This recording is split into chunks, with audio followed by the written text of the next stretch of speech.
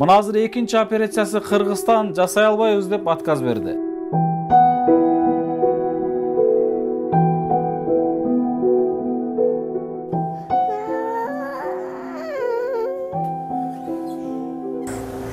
Amin Zakira'nın kızıga. Mükemmel sağlıkları deydin.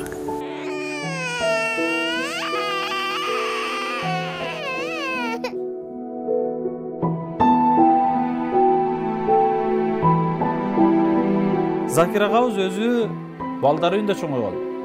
Таянар эч кимиси жок деп атам. Бир тууган ата-энеси жок.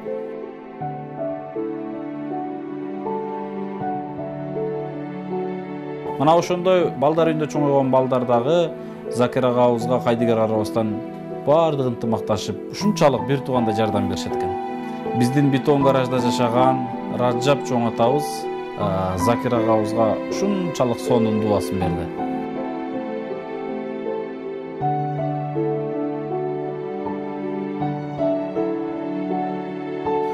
Келиңиздер, кайдыгер карабаңыздар, жардам бериңиздер. Аз гана убакыттар калды.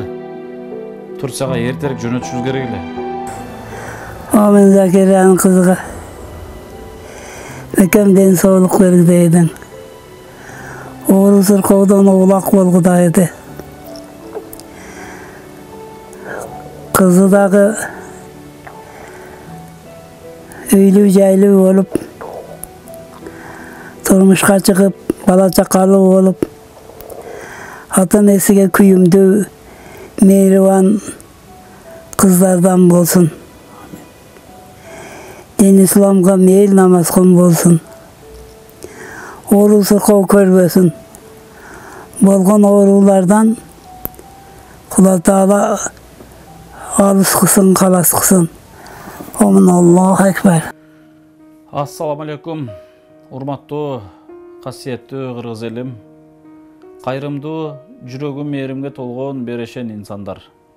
Биз албетте дайыма жүрөгү мээримге толгон берешен инсандар деп сиздерге кайрылып келебиз. Анткени Аллах Таалам сиздердин жүрөгүңүздөргө кымындай ыйманды салып, канчалаган өлкөбүздөгү чыныгы мискиндер, муктаж инсандардын муктаждыгына сиздерди себепкер кылып атат иншалла.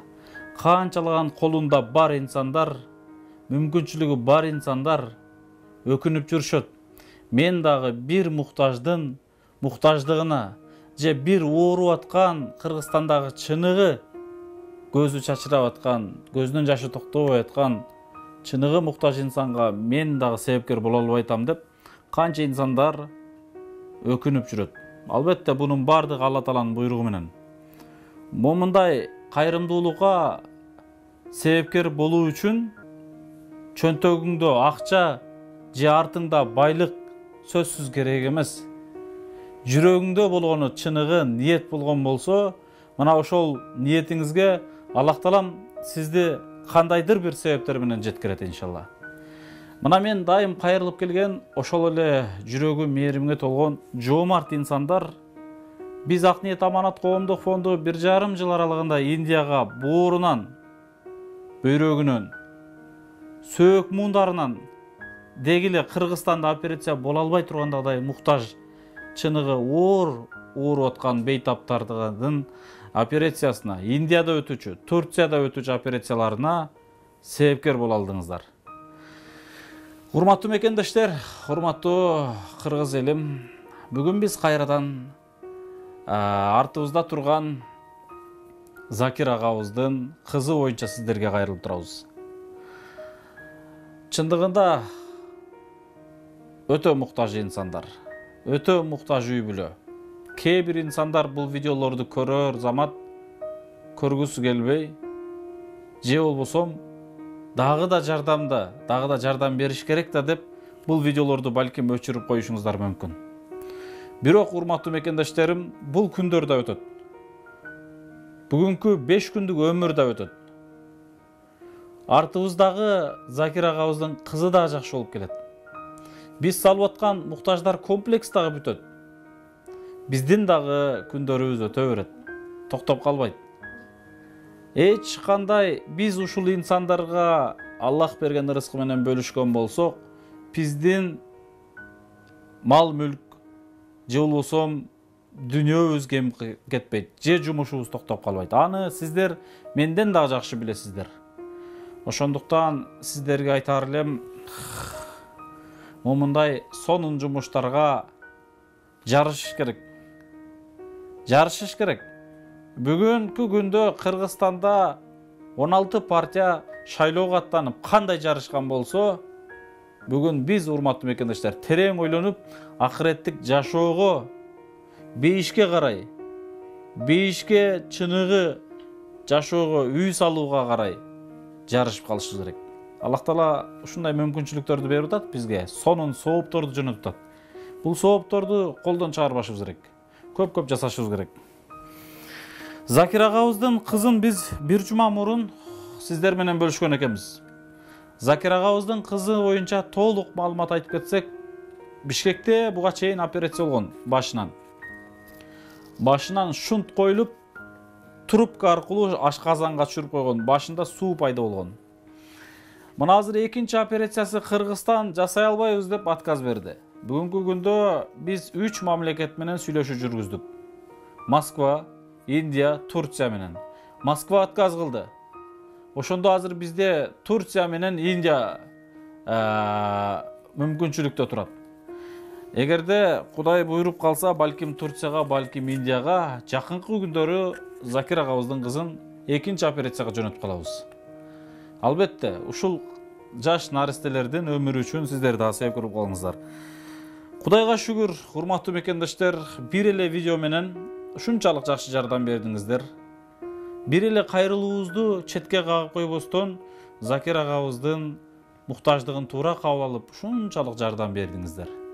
Мен ушул Закир аганын бир тууган иниси катары, бир туугандай катары сиздерге терең ыраазычылык билдирем. Жеке өзүмдүн атыман, биздин Ак Ниет Аманат коомдук фондунун атынан жана Закир агабыздын үй бүлөсүнүн атынан терең ыраазычылык билдирем. Закир агабыздын бүгүнкү күнгө чейин толук түшкөн отчету аманат, сиздердин жөнөткөн аманатыңыздар боюнча биз бүгүн толук отчет берип койсок. Закирге салам алейкум. Сбербанк картаны өзүңүз телефондон биздин алдыбызда текшерип берип көргөзүп койсоңуз жакшы болот. Бул албетте Равшан Ходжа, Равшан Ходжа деген агабыздын атына ачылган. Бул Закир агабыздын эң жакын адамы, инсаны. Эч кандай күмөнсүз ошол жерге салсаңыздар болот. Кудай буйрса чогулуп атат аманат. Бүгүнкү күндө көргөзүңүзчү. Мына мен өз көзүм менен көрүп атам. 225 000 рубль Сбербанк картасына аманат чогулду, иншалла. 225 000 рубль. Эл сомуңузду ачып койсоңуз.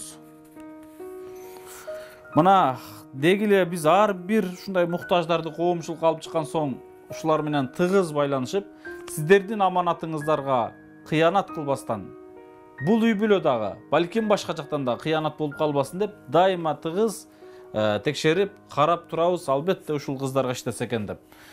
Эл сомуңуз канча экен?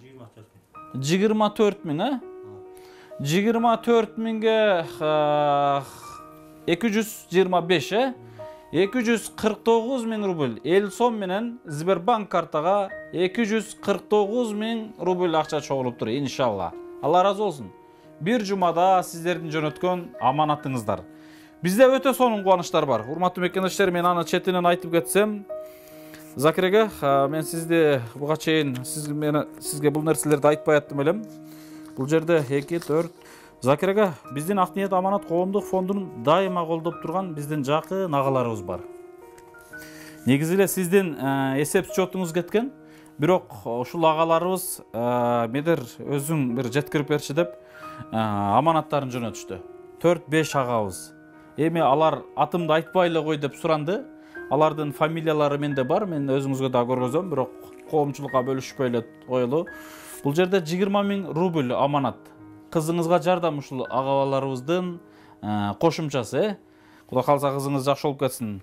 Анан урматтуу мекендештер, бизде дагы бир сонун жаңылык бар да. Бул эмне жаңылык десеңиздер, мен бул жаңылыктын башынан айта кетсем, Закир агабыз кадимкиле медиа портал, медиа тармагында кызмат кылчу. Момундай айтканда той видео менен той тартып, сүрөт тартып, ушинтип багандай үй бүлөсүн бакчу. Мына ошентип кайсыл жылы баштадыңыз бул иште? 2006 жыл. Мына 2006 жылдан бери, 14 жылдан бери видео тартып жүрүп, бир жерден чек алат экен, чегине фундамент куюп коет экен. Анан ал жерде арзан эле алган экен. Мына ошол участогун сатып, азыр Жалал Абадта салынып аткан жаңы курулуштардан, Дос курулуштан 2 бөлмөлүү үй алат агабыз. Өз эмгеги менен, өз тапкан пешене тери менен мына ошол жерден үй алат. Албетте ал үйдү наличке албайт, ушундай бир бөлүп төлөп берем деп баягында договор түзүп алат. Мына ошентип үйдөн жалпысынан ал үйдү канча алдыңыз? 1 миллион 300 миң сомго сатып алат. Караңыздарчы. Мен ушунчалык кубанам да. Закир агабыз өзү балдар үйүндө чоңойгон. Таянар эч кимиси жок деп атам. Бир тууган ата-энеси жок. Жалал Абадтан чыкпай туруп үйлүү болду, көрдүңүзбү? Аллах таалам ушул инсанды ушунчалык сүйөт экен, үй белек кылып койду. Албетте өзүн себепкер кылып. Канча инсандар бүгүнкү күндө чет жерде мигрант болуп, үй бүлөсү менен үйгө жете албай жүрөт. Закир агабыз өз мээнети менен, аракети менен, адал эмгеги менен үй алды. Мына ошентип үйүн улам бөлүп төлөп отуруп, бүгүнкү күндө 265 миң сом карызы бар экен эле. Урматтуу мекендештер, эми бул мактаныш эмес, бирок далил катары көргөзүп коеюн. Биз Ак ниет аманат коомдук фонду тарабынан агабызга буга чейин да колубуздан келишинче салымыбызды кошуп келгенбиз, жардамыбызды берип келгенбиз бир тууган ага катары. Мына биз бүгүн азыр ошол фонд тарабынан агабыздын үйүнө кошумчалап 50 миң сом эмебизди кошумчабызды кошуп минус кылдырдык десеңиздер, минус кылып. Ошондо бул жагында 215 миң сом, 50 миң сом төлөдүгөндөн кийин 215 миң сом бересеси калат. 215 миң сомдун сразу эле ошол жерде Дос курулуштун жетекчиси түгөл агабыздан Алла разы болсун, бизден ушул үй бүлөгө жардам болсун деп сразу 110 миң сомду минус кылып, мынакей момундай төлөндү деген квитанция, чек жазып берди. Биз бул 50 миң сомду наличке төлөдүк, бирок 110 миң сомду түгөл агабыз жааматы менен Дос курулуш компаниясы бул үй бүлөгө жардам берди. Машалла, мына сиздерге. Ошондо азыркы күндө үйүндө 115 миң сом бересеси бар, бирок түгөл агабыз айтты: Закир ака, кыжалат болбоңуз, сиз кызыңыз менен гана көрөшө бериңиз. Балким дагы да сиздин алдыдагы эмелериңизге карап, шарттарыңызга карап, балким аны дагы жеңилдетип, балким аны дагы жоюп берген аракет кылабыз деди. Машалла, Алла разы болсун. Түгөл ага, эгерде эфирден көрүп аткан болсоңуздар, Дос курулуш компаниясынын жалпы жааматы Дос курулуш деп турат. Бул Дос курулушту мен билем, сырттан угуп жүрөм. Ушундай достор биригип ушул компанияны ачып, дом салып атышат. Албетте сиздердин дагы эмгегиңиздер чоң. Эл үчүн кызмат кылып атасыздар. Алла разы болсун. Мына ушул муктаждарга сиздер бирди берген болсоңуздар, Аллах таалам сиздерге эселеп кайтарган болсун. Тапканыңыздарга Кудайым берекесин берген болсун. Эч качан сиздерди жер каратпасын. Даражаңыздарды бийиктете берсин. Сиздердин компанияңыздарды Аллах таалам бийиктетип, эл кызматында кызматын өтөй берсин демекчимин. Сиздерге чоң рахмат жааматыңыздар менен. Жана урматтуу мекендештер, жалпы Закир акабыздын кызына жардам берип аткан элибизге рахмат. Алла разы болсун. Өздөрүңүздөр кыйналып жүрсөңүздөр дагы кол сунуп атасыздар. Колуңуздардан келишинче жардам берип атасыздар. Закир агабыздын даже достору бар, ушундай одноклассник. Чоң атабыз айткандай, чоң атабыз дагы балдар үйүндө чоңойгон экен да. Закир ака кече одноклассник десе, чоң атабыз болсо однокашник деп коет экен. Однокашникти мен кийин түшүнүп атам. Көрсө бир эмеде каша жеп чоңойгон балдар экен, момундай айтканда. Мына ошондой балдар үйүндө чоңойгон балдар дагы Закир агабызга кайдыгер карабастан баардык ынтымакташып, ушунчалык бир туугандай жардам беришет экен. Сиздерге рахмат. Кече түндө биздин бетон гаражда жашаган Раджап чоң атабыз Закир агабызга ушунчалык сонун дуасын берди. Аллах таалам ушул дуаларды кабыл кылып, ушул кыз иншалла келечекте Кыргызстан элине, кыргыз элине, Кыргызстан мекенине, дини исламга кызмат кылган салиха кыздардан болсун иншалла. Сөзсүз жакшы болот. Албетте Алла Таалам бул сиздерге берилген сыноосу. Сарсан болбоңуздар, кыжалат болбоңуздар, караңыздарчы, эл сиздерди кайдыгер карап койгон жок, таштап койгон жок. Көрдүңүздөр, күн санап көрүп, күн санап жардамын берип атат. Албетте Алла сүйгөн үй бүлө экенсиздер. Ушундай ынтымагыңыздар бекем болсун. Кудай кааласа, бул дагы сиздердин үй бүлөңүздөргө бирден бир берилген сыноо. Бул сыноо менен биз өзүбүздү түзөшүбүз керек, өзүбүздү оңдошубуз керек, өзүбүздүн кемчиликтерибизди түздөшүбүз керек. Албетте Алла Таала ар бир пендеге сыноо берет. Бирок момундай ооруп аткан инсанга ооруну берген соң, аркасынан сөзсүз шифаны кошо берет. Шифаны биз Алладан дайым суранышыбыз керек. Кудай кааласа жакшы болот, кыжалат болбоңуз, Урматтуу мекендештер, сиздерге чоң рахмат айтабыз. Аллах разы болсун. Келиңиздер, кайдыгер карабаңыздар, жардам бериңиздер. Аз гана убакыттар калды. Турцияга эртерээк жөнөтүшүбүз керек эле. Чындыгында ошого кайдыгер карабастан көмөктөшүңүздөр. Жардам бериңиздер. Бул үй бүлө чындыгында муктаж, урматтуу бертугандар, өтө муктаж. Себеби кандай муктаж? Биз мисалы суранар абаларыбыз бар, тагаларыбыз бар, бир туугандарыбыз бар, ата-эне бар. Кеңеше турган, сырдаша турган жакындарыбыз бар дегендейчи. Бул агабыз каяктан? Жалгыз. Бир гана үй бүлөсү менен, жубайы менен гана кеңешип, азыр ушул сыноону дагы жеңип алсак деп күрөшүп атышат. Кайдыгер карабастан колдон келишинче жардам берип коелу демекчимин. Келиңиздер туугандар, мына ушундайда мүмкүнчүлүктө көптү көрсөгөл болот. Тамчыдан күл куралат. Меники аз болду, меники көп болуп калды дебестен, кимдин алынан канча келсе дагы ошол счетторго колдон келишинче жардам берсеңиздер болот. Экран алдына бардыгы коюлган, эл сом номерлер жана Сбербанк карталар коюлган. Ошол жакка көмөктөшсөңүздөр болот. Рахмат барыңыздарга. Тынч болуңуздар. Ассаламу алейкум. Мына ушул үйүңүзгө көмөктөшкөн түгөл агабыздын жамаатына жалпы жардам берген, элибизге, кызыңызга жардам берген, жана биздин ак ниет Аманат коомдук фонду дайым дуа кылып турсаңыз, биз ошондо ниетибизге жетебиз. Албетте, элибизге дагы бир кайрылып кетсеңиз болот. Бүгүнкү жолуп аткан жумуш боюнча анан ыраазычылыгыңызды билдирип кетсеңиз аябай жакшы болот.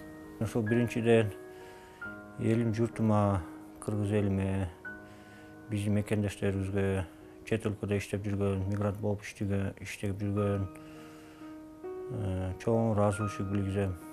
Жана эле ошол менен дос курулуш компания Түгөл мырзага, жалпы жамаатына, Жулдуз эжеге чоң ыраазычылык билгизем. Себеби алар дагы мага чоң жеңилдик болду. Ошол эле Кайрымдуулук фонд, Ак ниет Аманат коомдук фондко чоң ыраазычылык билгизип атам. Мына бүгүнкүгө чейин жардам берип келатасыңар.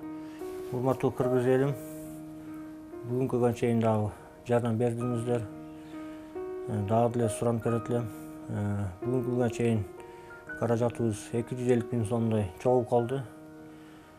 Бизде күн сайын, саат сайын убактыбыз таарга байланыштуу.